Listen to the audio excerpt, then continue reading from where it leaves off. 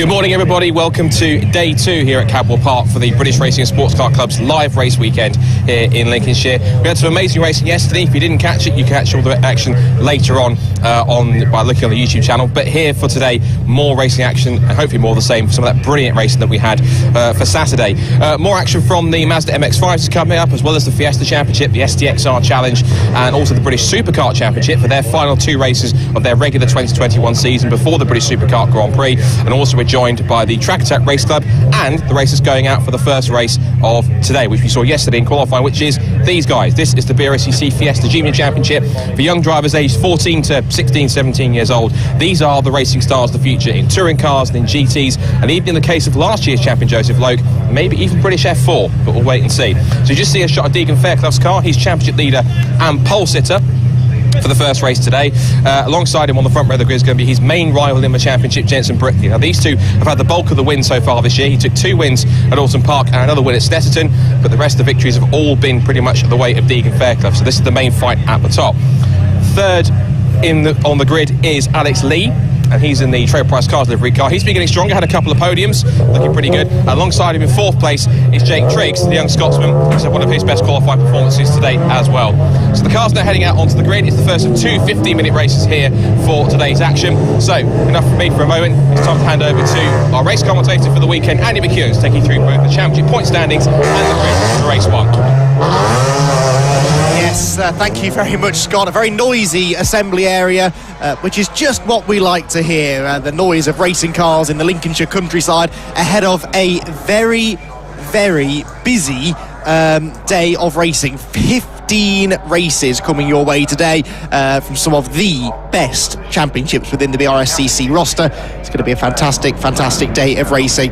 Before we get into this first race for the BRSCC Fiesta Junior Championship, let's take a look then, shall we, at how the rest of the day is going to look. Like I say, we're cramming an awful lot of racing action into the day, and even a qualifying session as well coming up in a little while. This Fiesta Junior Championship race will be over 15 minutes to kick off the day's action. Then we are into that one qualifying session for today, which is for the Track Attack Club. They're qualifying today because they weren't here yesterday. They've got all of their track action in one day. Then we've got the second race of the weekend for the Motorsport UK British Supercar Championship at about 10:40, and then the second race also for the Nankang Tyres BMW Compact Cup. They had a really entertaining race yesterday afternoon. The BRSCC Fiesta Senior Championship is up at 11:35 ahead of the second race for the BRSCC Mazda MX-5 Super Cup. Then it's the ETSL STXR Challenge at 12:40, and the Mark 1 BRSCC Mazda MX-5 Championship rounds out the morning's action, actually at 1:10 in the afternoon. Then after a very short lunch break, we're into another busy afternoon of racing. The Supercarts are back out at 2:30. The Track Attack Race Club have their first race at 2:55, followed by another Fiesta Junior race, another MX-5 Super Cup race, their third of the weekend. Likewise, the third race for the Fiesta Seniors, the second for the STXR Challenge. Then it's the Mazda MX-5 Mark 1s at 5:30 and the Track Attack Race Club at 6:05. Fiesta Juniors then on the grid. They've been out twice already this weekend, once for a pre-practice session, once for qualifying yesterday, but this is their first race. Coming into the weekend, this is how the championship looks. Once the drivers' 2 worst scores have been deducted, Deegan Fairclough has a fairly significant championship lead, 307 points for Deegan. Jensen Brickley on 281 though, still very much within striking distance if Deegan were to have a poor weekend. Sid Smith is there in third ahead of James Wallace and Alex Lee, rounding out that top 5. Deegan Fairclough and Jensen Brickley have done all of the winning so far this year. Fairclough has 5 victories to his credit. The other 3 races that he didn't win were all won by Jensen Brickley, that being a pair of victories for Brickley at Alton Park and a victory in the second of 4 races at Snetterton last time out. Brickley won it, and Fairclough actually had his first non-finish of the season, so that 0-point score for Fairclough becomes one of his drop scores coming into this weekend. Cars then head out onto the green flag lap. Let's have a look, shall we, at how they're going to line up then for the first of 2 15-minute races here today.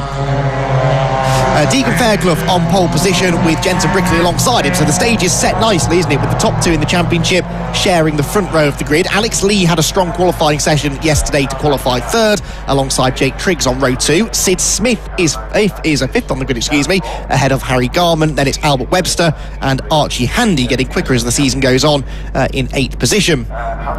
Then on the 5th row, Joseph Knight and James Wallace together. Daniel Lewis and James Pope are there on row 6. And Jake Maynard, I'm afraid, I don't think is taking the start. He certainly hadn't made it to the assembly area ahead of the race. I was just out there now and he wasn't there. He stopped in qualifying yesterday, having posted just one lap, and that's because he went off coming through Charlie's and headbutted the tyre barriers. It looks as though maybe there was too much damage done.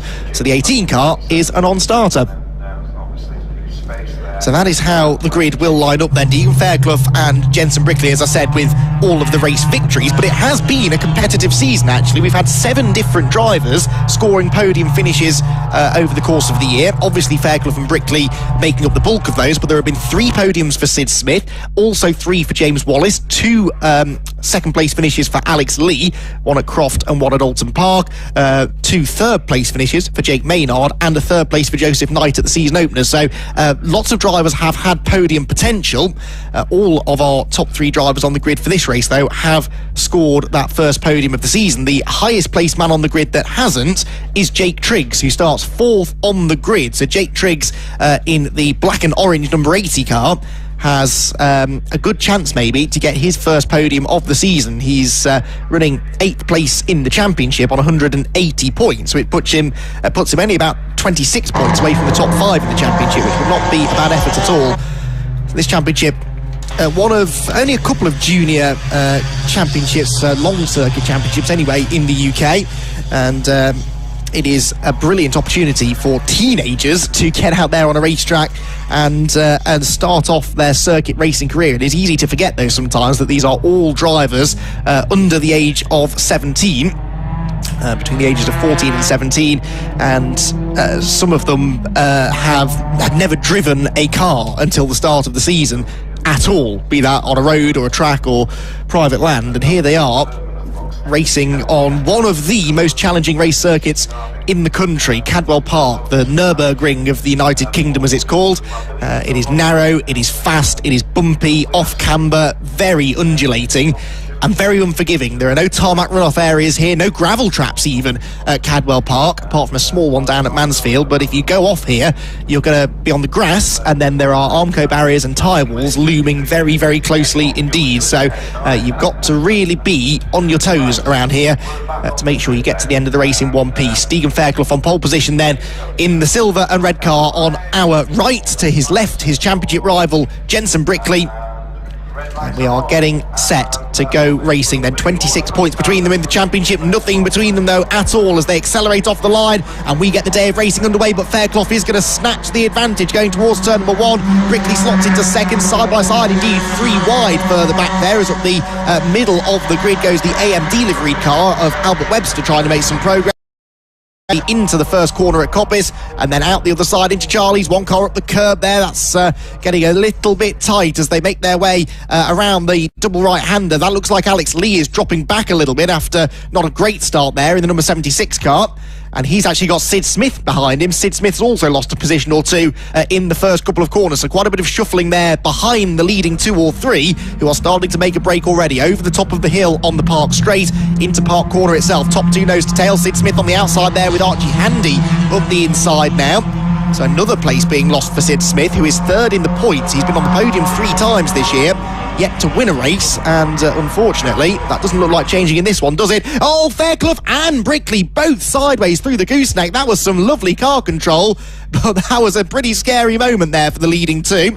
And an even more scary moment further behind, and that is the 75 car that's gone off of Harry Garman after a really good start. Harry's got it all wrong coming out of the gooseneck and into Mansfield, and ends up a long way off the road. He rejoins a long way behind the rest of the pack as well in last place, but he's lucky to still be in the race after going off there. So dramatic stuff then on the opening half a lap as these junior drivers all try to get some heat into the rear tyres of these front wheel drive Ford Fiesta STs. And they are certainly going to be dealing with a little bit of oversteer through some of the high-speed corners in the first lap or so. It's a lot cooler this morning than it was yesterday. So track temperature a lot lower. That means it's going to take them a lap or two just to get those tyres into the ideal operating window. And until they get there, they're going to be a little bit leery, as unfortunately Harry Garman has already discovered. So through at the end of lap 1 we go then. Fairclough with the lead. Brickley second, 3/4 of a second near enough behind him.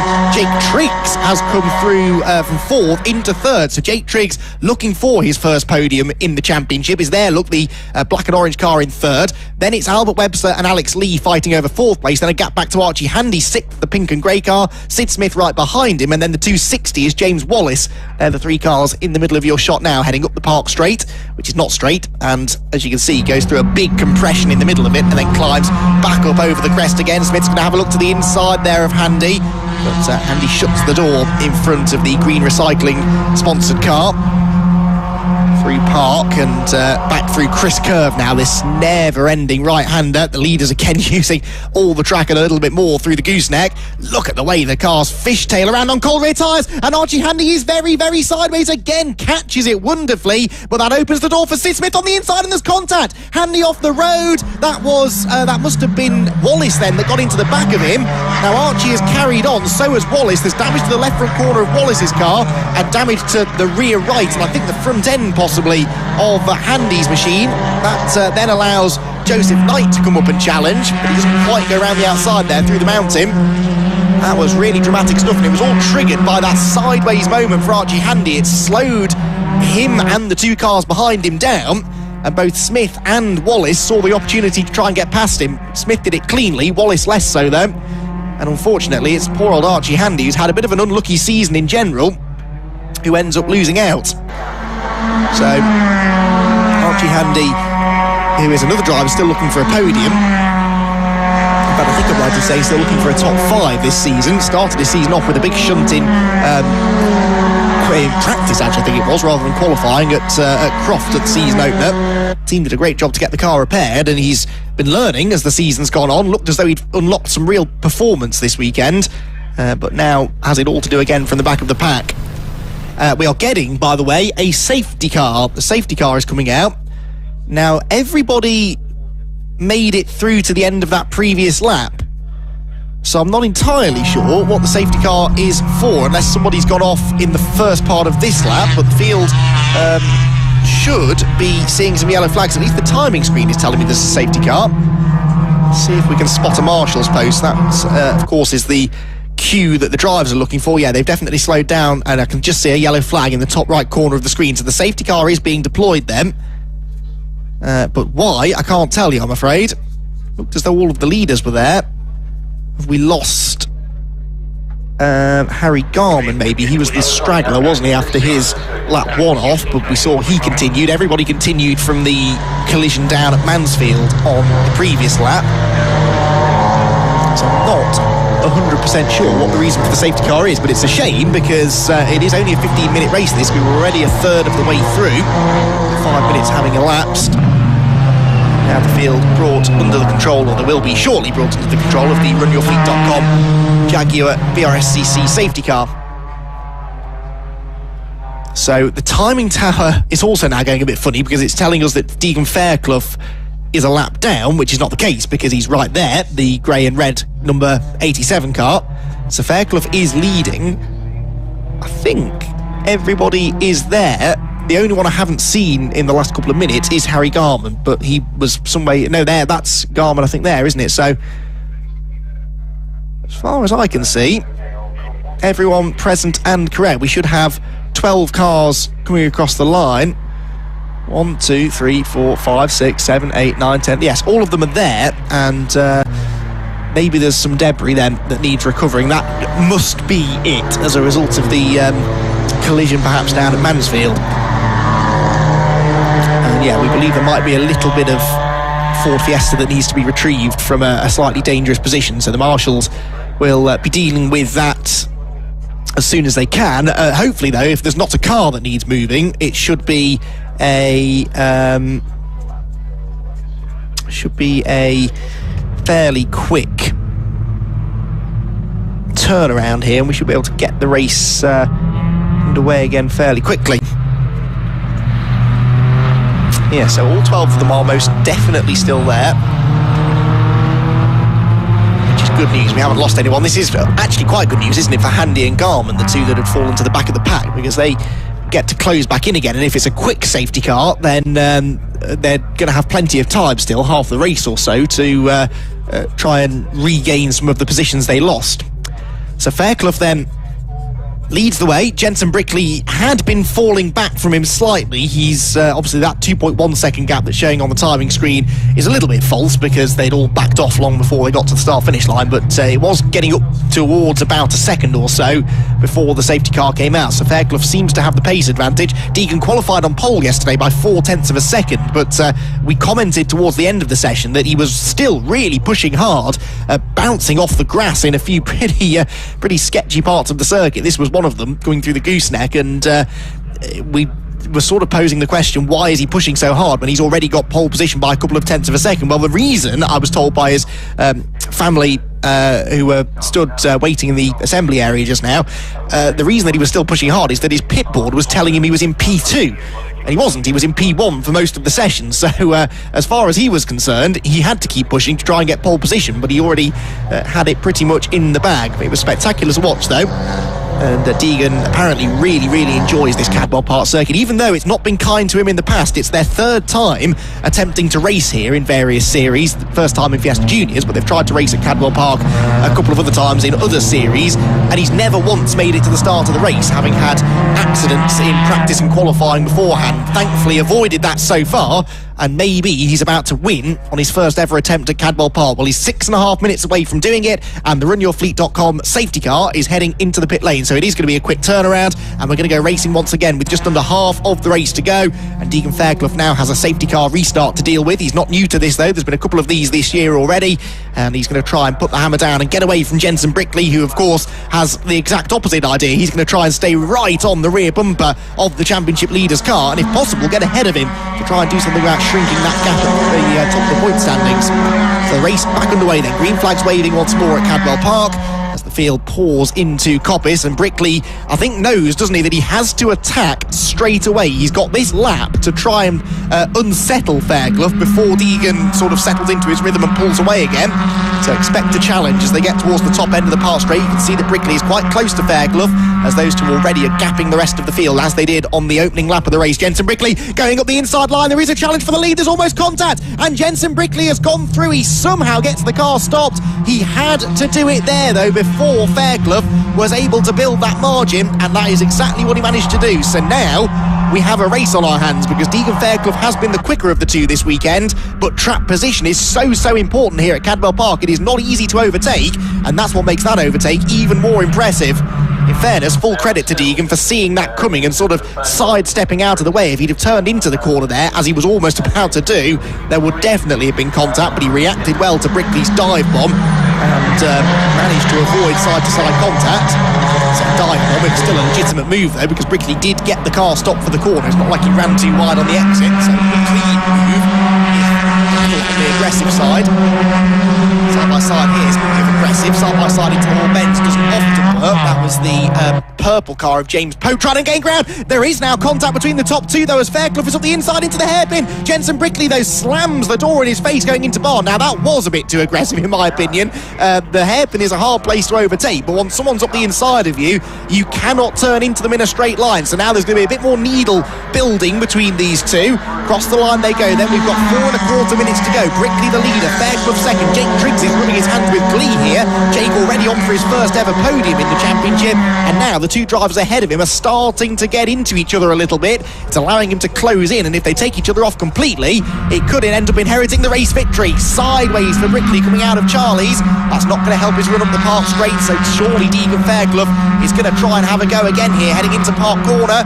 This is where he lost the lead a lap ago. Has he learnt from that now? Can he do what Brickley did to him a lap ago? He's going to try it. He's going to look to the inside, but he's not quite late enough on the brakes.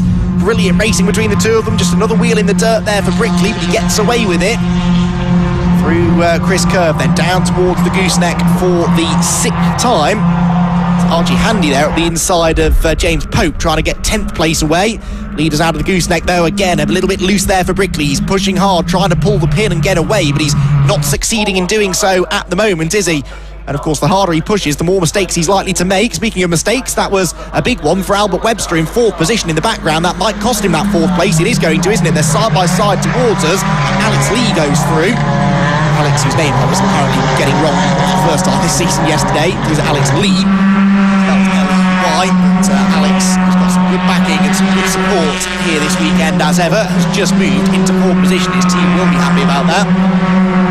They head up through the Hall Bends. The leaders are at the hairpin already, not side by side this time, so Brickley hanging on to the lead.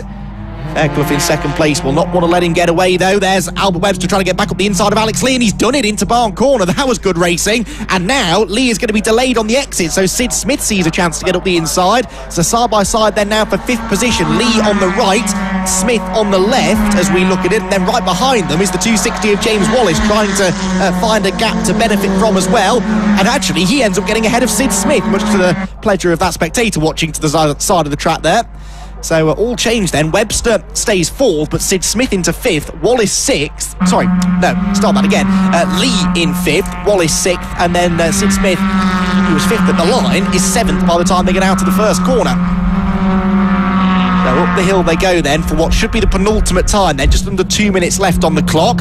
Webster now defending from Alex Lee as they go into Park Corner. Lee on the outside, got to be careful not to get shuffled out though and leave the door open for James Wallace behind him. They're all stacking up and bringing the 88 of Joseph Knight into this as well. So it's now a 5-way fight. They're the leading 2, dropping Jake Triggs again now slightly, but Jake will be happy with this 3rd place. The real battle is the one going on behind. 4th, 5th, 6th, 7th, 8th, almost 9th place as well, in the shape of Daniel Lewis. Closing in, Lee up the inside there into Mansfield of Albert Webster, who for the 2nd lap in a row is on the grass coming out of the left-hander. And this time he could lose more than one position. Through already has gone the 76 car of Lee, and Wallace will go past as well. Can Sid Smith make a move? No, not into the mountain. Coming out of the mountain there, Alex Lee was a little bit scrappy, and so Wallace is up the inside, but on the grass, Lee is closing the door. Bits of trim go flying. It's getting a bit touchy-feely out there. You would not think that, for the most part anyway, these drivers are competing in their first ever race at Cadwell Park. You'd think they were racing veterans the way they're going about this. This is proper stuff and really, really close quarters racing. Oh, that's a shame. That's Knight out. Now, he was a part of that battle until he pulled off by the looks of it at the top of the mountain. Not entirely sure what's happened there. I didn't see any contact. Maybe a mechanical failure just as he was starting to get stuck in. So on to the final lap of the race then. Jensen Brickley's got a 7/10 of a second cushion over Deegan Fairclough at the front there, then 2.8 seconds further ahead of Jake Triggs. So you're not missing anything at the head of the field. This is definitely the battle we need to be following then. Alex Lee in 4th, 5th position for James Wallace, who started 10th on the grid, the all-white car there, 2nd in line. Then Albert Webster 6th and Sid Smith in 7th. Smith is the one that needs to make progress really, because he is 3rd in the championship and losing big points now to Brickley and Fairclough out in front. 2 by 2 they come. To the outside goes Wallace. He's trying to go right round the outside of Alex Lee. Gets elbowed out onto the grass. That was always going to happen. And he's going to have to settle back in line before Webster and Smith get up the inside of him. Through Chris Curve towards the gooseneck for the final time then. Still an opportunity or two left to try and overtake. A good run through the gooseneck is critical. Do they all get through cleanly? Just about. Archie Handy is catching this little gaggle now. It's a shame the race isn't another 5 minutes longer for him, isn't it? Because then he might well have been able to gain a few more positions. Out of Mansfield they go, and actually Handy, as I say that, because a little bit of rally crossing coming out of the left-hander. Already a damaged front end of that car, of course, after his contact in the early stages. As this lot head through the mountain, though, the race leaders are heading through the Hall Bends for the final time. And there are yellow flags, of course, because of this Joseph Knight car. There are the race leaders, though, and Brickley is on the grass. Fairclough sees a chance to get up the inside at Barn Corner. There's going to be a little bit of contact. This is going to be a drag race to the line. Oh, there's more contact, and they're both in the barriers. I don't believe it. Brickley is off into the barriers on the other side. Goes Deegan Fairclough, and here comes 3rd place. It's going to be a drag race to the line, but not between the drivers we expected. Jake Triggs gets his first ever victory in the BRSCC Ford Fiesta Junior Championship, his first podium in the championship as the championship rivals tangle at the final corner. That was the most astonishing finish to the race, and there will be definitely a discussion between Brickley and Fairclough after that one. That was incredible. Jake Triggs gets the race victory. Brickley 2nd, Fairclough 3rd after contact at the last corner, and you could see that coming after the contact to that part of the circuit a few minutes earlier.